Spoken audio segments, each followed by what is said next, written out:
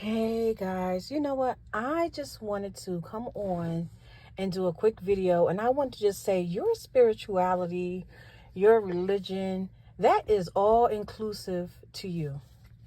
Um, don't worry about what somebody else may think or feel about how you worship. I want to be honest, when I was in college, I met a young man and he said that he worshiped trees. Well, that's not my place to judge him. I said, okay, well, I can get along. I can agree with that. I didn't understand what he was saying, but he said that's what his religion is. They worship trees, and that's okay. Let me tell you what happened the other night. I was up listening to some speeches, and I came across a speech by Muhammad Ali. And Muhammad Ali said, there's not a person alive on earth that could hear God's voice. Well, you know what? I'm not into the Muslim religion, but if he followed the Nation of Islam. And in the Nation of Islam, Elijah Muhammad is supposedly the messenger of God. So I was perplexed when he said that, because I'm like, how do you follow a messenger of God, but yet you claim that nobody can hear God? Now, it's true, he could be following the Quran. Elijah Muhammad could just be teaching the word that was there.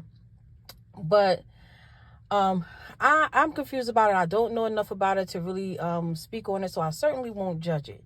But here's where I stand.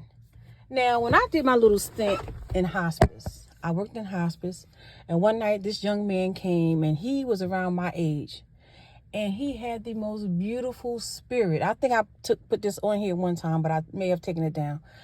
But he had the most beautiful spirit. Oh my gosh. And he was of Jewish faith. And when he came in, I asked him, I said, do you need any meds, any pain meds? I'll be your nurse for the night. You know, we went through the whole getting to know each other, building rapport type thing. And everybody just fell in love with this guy because of his personality right away. I mean, everything was yes, ma'am, no, ma'am. He was nice. You could see that he was afraid, because he knew the end was near. And, being that young and coming to a hospice facility, it's hard on the person, but yet he was nice. And I asked him, I would come every 2 hours and ask him, do he need anything for pain? Because the type of cancer that he was dealing with, I knew it was very painful. So I didn't want him to go out feeling any pain. And I knew he was the type that wasn't going to ask. So I said, let me keep going back to him to make sure that he was okay. And so one of the aides came to me and she said, do you think he's going to make it through the night? I was like, I don't think he's going to make it through the night, but, I'm going to sit right here. I'm going to wait for him. And anyway, I had did my rounds because in that hospital facility is 3 big wings, and each wing could hold about 10 people. But thank God it wasn't full that night. So I went back to his wing because I was so concerned about him. I was like, this guy, he's not going to make it, and he's a good guy. So I said, I'm going to sit here and, wait it out. And so it got so quiet. And guys, I'm telling you, when it's quiet in there, your body just gets so tired. You're like, oh God, I'm shutting down.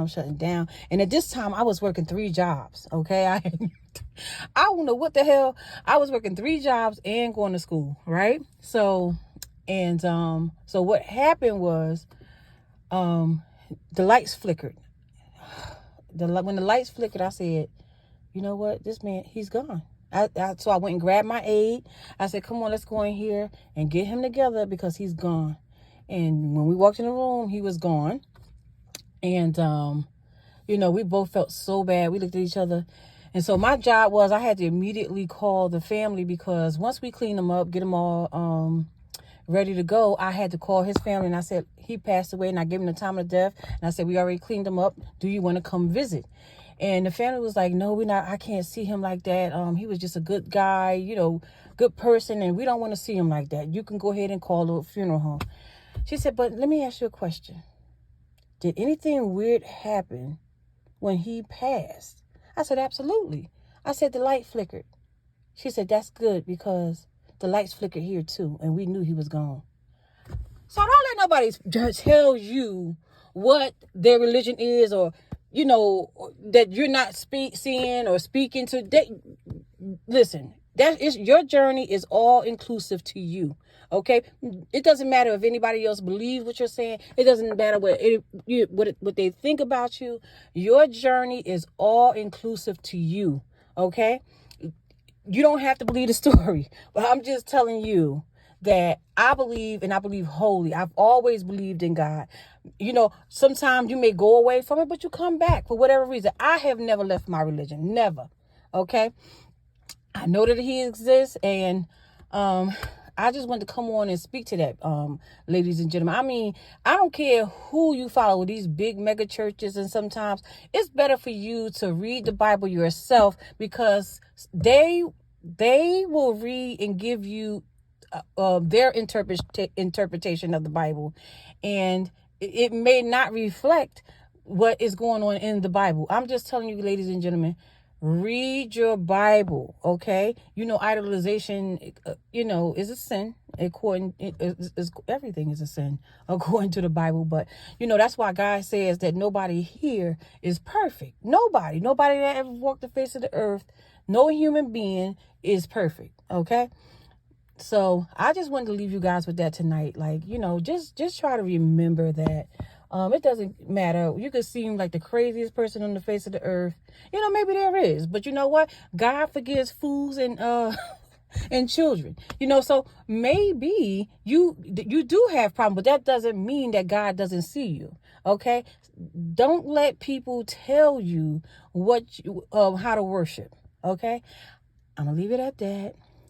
And because we're at the 6-minute, almost 7-minute mark, and I don't want to go over because I can be a little talkative. Okay, ladies and gentlemen, good night. Bye.